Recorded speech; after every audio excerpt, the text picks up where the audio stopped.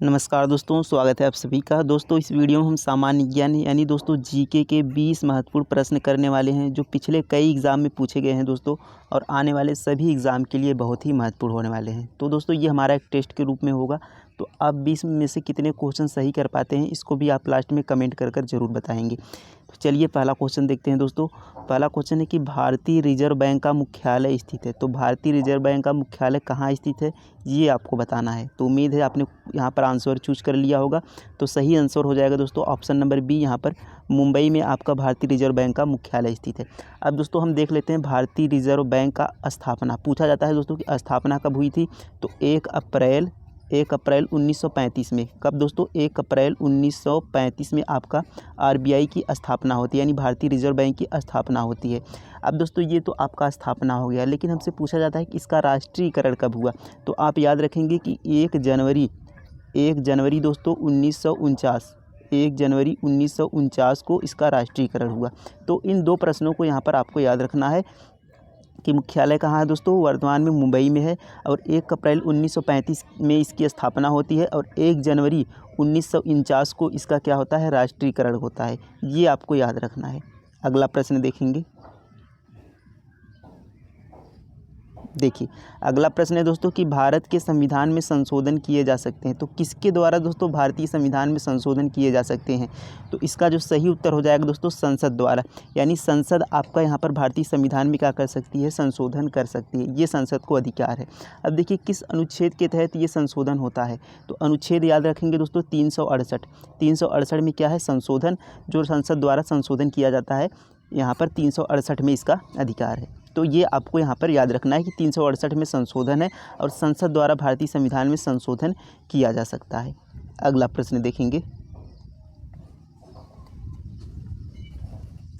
देखिए अगला प्रश्न है दोस्तों, शिवाजी किस मुगल बादशाह के विरुद्ध लड़े। तो शिवाजी दोस्तों किस मुगल बादशाह के विरुद्ध लड़े थे ये आपको बताना है। तो सही उत्तर हो जाएगा दोस्तों ऑप्शन नंबर सी, औरंगजेब के विरुद्ध यहाँ पर दोस्तों लड़े थे। औरंगजेब इसका क्या हो जाएगा, सही उत्तर हो जाएगा। अगला प्रश्न देखते हैं। देखिए अगला प्रश्न है दोस्तों कि अस्थाई बंदोबस्त संबंधित है। तो अस्थाई बंदोबस्त किससे संबंधित है दोस्तों, ये आपको बताना है। तो अस्थाई बंदोबस्त जो संबंधित है दोस्तों ये लॉर्ड कॉर्नवालिस से, इसने ही लागू किया था अस्थाई बंदोबस्त। तो ऑप्शन सी हो जाएगा इसका सही उत्तर। देखिए ब्रिटिश ईस्ट इंडिया कंपनी जो थी और जो बंगाल के दोस्तों जमींदार थे उनके बीच ये कर्ज से संबंधित था अस्थाई बंदोबस्त, जिसको दोस्तों लॉर्ड कॉर्नवालिस ने लागू किया था। ये आपको याद रखना है। और दोस्तों लॉर्ड कर्जन, इसने आपको पता है कि 1905 में क्या किया था, बंगाल विभाजन। तो ये दोस्तों कर्जन के समय में हुआ था, ये आपको याद रखना है। अगला प्रश्न देखेंगे। देखिए अगला प्रश्न है दोस्तों, स्वतंत्रता के समय भारत का वायसराय कौन था। तो स्वतंत्रता के समय दोस्तों जब भारत स्वतंत्र हुआ था उसके समय भारत का वायसराय कौन था ये आपको बताना है। तो याद रखेंगे कि स्वतंत्रता के समय जो भारत का वायसराय था वह लॉर्ड माउंटबेटन। तो लॉर्ड माउंटबेटन दोस्तों यह स्वतंत्र भारत का अंतिम वायसराय और प्रथम गवर्नर जनरल था। ये आप याद रखेंगे कि स्वतंत्र भारत का प्रथम गवर्नर जनरल कौन था, तो लॉर्ड माउंटबेटन था। और स्वतंत्र भारत का अंतिम वायसराय कौन था, तो लॉर्ड माउंटबेटन ही था। तो कहा है कि भारत का वायसराय कौन था स्वतंत्रता के समय, तो वह लॉर्ड माउंटबेटन था। यह अंतिम वायसराय और प्रथम गवर्नर जनरल था। ये आप याद रखेंगे। तो ऑप्शन ए यहाँ पर आपका सही हो जाएगा, लॉर्ड माउंटबेटन। अब देखिए दोस्तों क्वेश्चन से पूछा जाता है कि स्वतंत्र भारत के पहले भारतीय गवर्नर जनरल कौन थे। तो ये तो स्वतंत्र भारत का गवर्नर जनरल था लॉर्ड माउंटबेटन, लेकिन पहले भारतीय अगर पूछा जाए तो सी राजगोपालाचारी आप याद रखेंगे। कौन थे दोस्तों, सी राजगोपालाचारी, सी राजगोपालाचारी। तो सी राजगोपालाचारी दोस्तों आप याद रखेंगे सी राजगोपालाचारी स्वतंत्र भारत के पहले भारतीय गवर्नर, पहले और अंतिम यही थे। इसके बाद दोस्तों समाप्त हो गया। तो पहले और अंतिम भारतीय गवर्नर जनरल कौन थे, तो सी राजगोपालाचारी आप याद रखेंगे। अब देखिए यहाँ पर दोस्तों लॉर्ड रिपन से देख लेते हैं महत्वपूर्ण क्वेश्चंस। लॉर्ड रिपन दोस्तों 1881 में दोस्तों लॉर्ड रिपन के समय 10 की ये जनगणना हुई थी। यानी नियमित जनगणना कब शुरू हुई थी, या 10 की जनगणना जो अभी देखिए 10 साल में जनगणना होती है एक बार। तो ये पूछा जाए कि 10 की जनगणना कब शुरू हुई थी, तो 1881 में दोस्तों लॉर्ड रिपन के समय शुरू हुई थी। और अगर पूछे कि पहली जनगणना कब हुई थी, तो 1872 में। कितने दोस्तों, 1872 में मेयो के काल में। मेयो के काल में पहली जनगणना हुई थी, ये आप याद रखेंगे। पहली जनगणना 1872 मेयो के काल में हुई थी। और 10 की कब शुरू हुई, यानी नियमित जो 10 साल में होती है, वह 1881 में रिपन के काल में हुई थी। और लॉर्ड कर्जन से दोस्तों बंगाल विभाजन आपको पता है 1905 में कर्जन के समय में हुआ था। तो इतने प्रश्न इसमें बनते हैं, इन सभी को आपको दोस्तों याद रखना है। अगला प्रश्न देखेंगे। देखिए अगला प्रश्न है दोस्तों, लूनी नदी प्रवाहित होती है। तो लूनी नदी दोस्तों कहाँ बहती है, कहाँ प्रवाहित होती है, ये आपको बताना है। तो लूनी नदी दोस्तों आपकी झारखंड यहाँ पर राजस्थान में प्रवाहित होती है दोस्तों लूनी नदी, ये आपको याद रखना है। और यह दोस्तों गुजरात के कच्छ के रण में जाकर गिरती है, तो इसे भी आपको यहाँ पर याद रखना है। तो राजस्थान में बहती है लूनी नदी। अगला प्रश्न देखेंगे। देखिए अगला प्रश्न है दोस्तों कि गंगा और यमुना नदी का संगम होता है। तो गंगा और यमुना नदी का दोस्तों संगम कहाँ पर होता है, ये आपको कमेंट कर ज़रूर बताना है। आसान सा क्वेश्चन है दोस्तों, और आप सभी को पता होगा कि गंगा और यमुना नदी कहाँ पर मिलती हैं, कहाँ पर इनका संगम होता है। और आपको ये भी कमेंट में बताना है दोस्तों, वाराणसी और कानपुर, इसमें हमने पिछले प्रैक्टिस सेट में किए थे कि वाराणसी और कानपुर यह किस नदी के किनारे बसे हैं। तो किस नदी के किनारे ये बसे हैं, ये आपको कमेंट करके बताना है। और दोस्तों यहाँ पर गंगा और यमुना का संगम कहाँ होता है, ये आपको कमेंट करके बताना है। अगला क्वेश्चन देखेंगे। देखिए अगला क्वेश्चन है दोस्तों कि एंडीज पर्वतमाला है। तो एंडीज पर्वतमाला कहाँ पर स्थित है दोस्तों, ये आपको बताना है। तो एंडीज पर्वतमाला दोस्तों विश्व की सबसे लंबी पर्वत शिखर है, विश्व की सबसे लंबी। तो विश्व की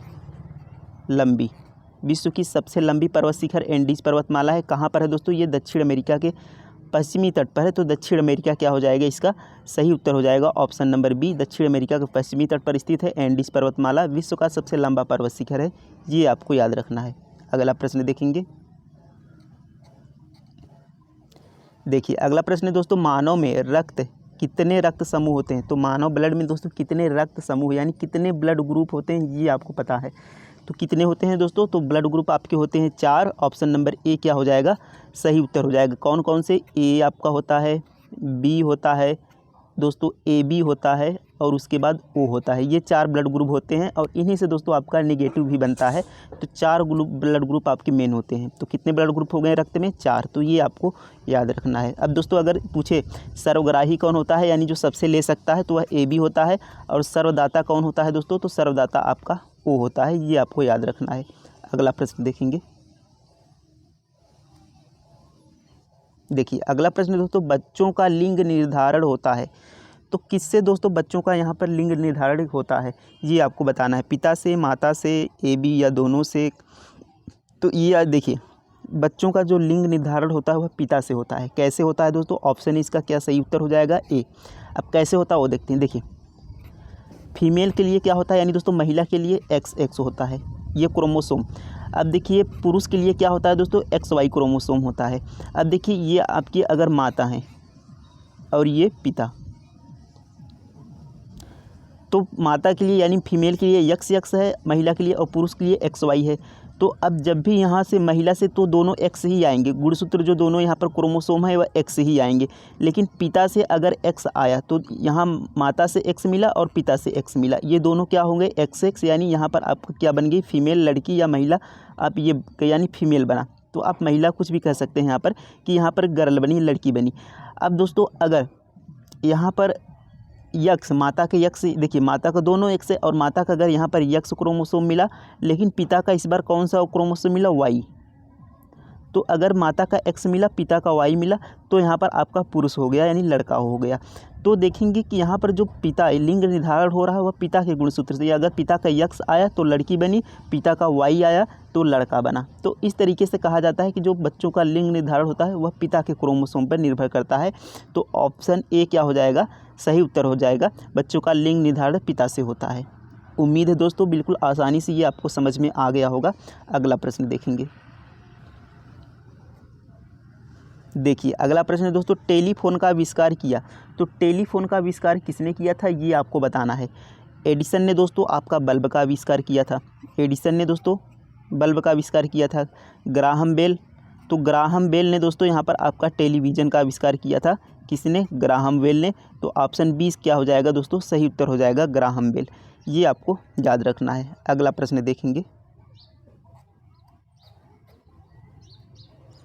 देखिए अगला प्रश्न दोस्तों, भारतीय संसद की राज्यसभा के नाम से भी जाना जाता है। तो भारतीय जो संसद की राज्यसभा है उसको और किस नाम से जाना जाता है? तो आपको पता होना चाहिए दोस्तों कि राज्यसभा और लोकसभा। तो राज्यसभा को दोस्तों उच्च सदन कहते हैं और लोकसभा को क्या कहते हैं? निम्न सदन कहते हैं। तो ऊपरी सदन के नाम से भी जाना जाता है राज्यसभा को, यानी ऊपरी सदन या उच्च सदन। ये किसको कहा जाता है? राज्यसभा को। और लोकसभा को क्या कहा जाता है दोस्तों? निम्न सदन कहा जाता है। निम्न सदन या निचला सदन, ये किसको कहा जाता है दोस्तों? लोकसभा को कहा जाता है। तो ये आपको पता होना चाहिए। अगला प्रश्न देखेंगे। देखिए अगला प्रश्न दोस्तों, खजुराहो के मंदिर का संबंध निम्न में से किससे है? तो खजुराहो का मंदिर का संबंध किससे है दोस्तों? बौद्ध धर्म से है, जैन धर्म, हिंदू धर्म या ए बी दोनों? यहाँ पर दोस्तों आपको ऑप्शन करेक्ट कर लेना है। यहाँ पर ऑप्शन डी यहाँ पर गलत है। इसमें होगा बी और सी, जैन और हिंदू। तो बी और सी। तो आपको बताना है इसमें कि खजुराहो के मंदिर का संबंध किससे है। तो खजुराहो का जो मंदिर है दोस्तों, ये आपका कहाँ पर है? ये आपका एमपी में है, यानी दोस्तों मध्य प्रदेश के छतरपुर में। ये आपका क्या है? खजुराहो का मंदिर। अब दोस्तों जो खजुराहो का मंदिर है वह जैन धर्म और हिंदू धर्म दोनों से संबंधित है। तो जैन धर्म और हिंदू धर्म, ये आपका बी और सी क्या हो जाएगा? सही उत्तर हो जाएगा। यानी जैन और हिंदू दोनों धर्मों से संबंधित है आपका खजुराहो। उम्मीद है समझ में आ गया होगा दोस्तों। अगला प्रश्न देखेंगे। देखिए अगला प्रश्न दोस्तों, जय हिंद नारे की शुरुआत किसने की? तो जय हिंद जो नारे की शुरुआत है दोस्तों, ये आपका माना जाता है सुभाष चंद्र बोस जी को। इन्होंने ही जय हिंद नारे की शुरुआत की। तो ऑप्शन डी क्या हो जाएगा? इसका सही उत्तर हो जाएगा। और गांधी जी का दोस्तों करो या मरो नारा आप याद रखेंगे। करो या मरो, करो या मरो। तो करो या मरो नारा गांधी जी का आपको याद रखना है। अगला प्रश्न देखते हैं। देखिए अगला प्रश्न दोस्तों, किसने कहा बंगाल की एकता एक शक्ति है, बंगाल की विभाजन से कई भिन्न रहें दम तोड़ देंगी, कई भिन्न राहें दम तोड़ देंगी? तो यह किसने कहा था दोस्तों कि बंगाल की एकता एक शक्ति है? तो इसे दोस्तों आपने कहा था, ऑप्शन डी सही होगा, रिसले ने। एच रिसले इनका पूरा नाम था। एच रिसले, एच रिसले ने कहा था। तो ये पूरा नाम है एच रिसले, एच रिसले। इन्होंने कहा था कि बंगाल की एकता एक शक्ति है। और दोस्तों विभाजन किसने किया था? तो लॉर्ड कर्जन ने विभाजन किया था दोस्तों। बंगाल विभाजन किसने किया था? कर्जन ने 1905 में। और आपका ये वाला ऑप्शन डी सही उत्तर होगा कि किसने कहा था बंगाल की एकता एक शक्ति है? तो एच रिसले, ये आपका सही उत्तर हो जाएगा। अगला प्रश्न देखेंगे। देखिए अगला प्रश्न दोस्तों, निम्नलिखित में से भारत में सबसे पुराना सार्वजनिक क्षेत्र का बैंक है? तो भारत में दोस्तों सबसे पुराना सार्वजनिक क्षेत्र का बैंक कौन सा है? तो आपका हो जाएगा दोस्तों इलाहाबाद बैंक, यानी ऑप्शन सी इसका क्या हो जाएगा? सही उत्तर हो जाएगा। अगला प्रश्न देखेंगे। देखिए अगला प्रश्न दोस्तों, सिंधु सभ्यता की मुख्य विशेषता क्या थी? यानी विशिष्ट विशेषता, जो मुख्य विशेषता क्या थी दोस्तों? वह था नगर नियोजन, नगर नियोजन। तो नगर नियोजन दोस्तों यह सिंधु सभ्यता की मुख्य विशेषता थी। ऑप्शन ए इसका नगर नियोजन क्या हो जाएगा? सही उत्तर हो जाएगा। अगला प्रश्न देखेंगे। देखिए अगला प्रश्न दोस्तों, भगवान बुद्ध का जन्म हुआ था। तो भगवान बुद्ध का जन्म दोस्तों कब हुआ था? ये आपको बताना है। तो भगवान बुद्ध जी का जन्म दोस्तों 563 ईसा पूर्व में हुआ था, यानी ऑप्शन नंबर यहाँ पर सी क्या हो जाएगा? सही उत्तर हो जाएगा। 563 ईसा पूर्व में इनका जन्म हुआ था। कहाँ पर हुआ था दोस्तों? लुम्बिनी में, नेपाल के लुम्बिनी ग्राम में हुआ था। लुम्बिनी, ये आपको याद रखना है। नेपाल के लुम्बिनी में भगवान बुद्ध जी का जन्म हुआ था। अब दोस्तों इन्हें मृत्यु इनकी कब हुई? यानी जिसे कहा जाता है महापरिनिर्वाण कब हुआ इनका? तो 483 ईसा पूर्व में इनकी मृत्यु हुई थी, जिसे दोस्तों महापरिनिर्वाण कहा जाता है। 483 ईसा पूर्व में कहाँ पर हुई थी दोस्तों? ये हुआ था आपका कुशीनगर, उत्तर प्रदेश में। तो इसे भी आपको याद रखना है। अगला प्रश्न देखते हैं। देखिए अगला प्रश्न दोस्तों, अकबर ने किस वर्ष महाराणा प्रताप को हल्दी घाटी के युद्ध में पराजित किया? तो दोस्तों अकबर ने महाराणा प्रताप को हल्दी घाटी के युद्ध में आपका 1576 में पराजित किया था, यानी 1576 में यह युद्ध हुआ था। तो ऑप्शन बी क्या हो जाएगा? इसका सही उत्तर हो जाएगा 1576 ईस्वी में। अगला प्रश्न देखते हैं। देखिए अगला प्रश्न है दोस्तों, पंचतंत्र के रचयिता हैं। तो पंचतंत्र के रचयिता दोस्तों कौन है? ये आपको बताना है। तो पंचतंत्र दोस्तों आपका विष्णु शर्मा जी हैं। तो ऑप्शन बी क्या हो जाएगा? सही उत्तर हो जाएगा। विष्णु शर्मा जी पंचतंत्र के रचयिता हैं, ये आपको याद रखना है। और बाणभट्ट से पूछा जाता है दोस्तों कादम्बरी, कादम्बरी बाणभट्ट, ये आपको याद रखना है। कादम्बरी किसकी है दोस्तों? बाणभट्ट की है। और दोस्तों यहाँ पर कालिदास कालिदास से दोस्तों यहाँ पर पूछा जाता है तो मेघदूत, मालविकाग्निमित्रम, अभिज्ञान शाकुंतलम, ये दोस्तों कालिदास की है, तो इसे भी आप याद रखेंगे। तो ये दोस्तों आपके कंप्लीट होते हैं 20 क्वेश्चंस। तो 20 में से आपने कितने क्वेश्चंस यहाँ पर सही किए, ये आपको दोस्तों कमेंट कर ज़रूर बताना है। तो वीडियो कैसा लगा दोस्तों, लाइक करके ज़रूर बताइएगा। मिलते हैं अगले वीडियो में, तब तक के लिए धन्यवाद।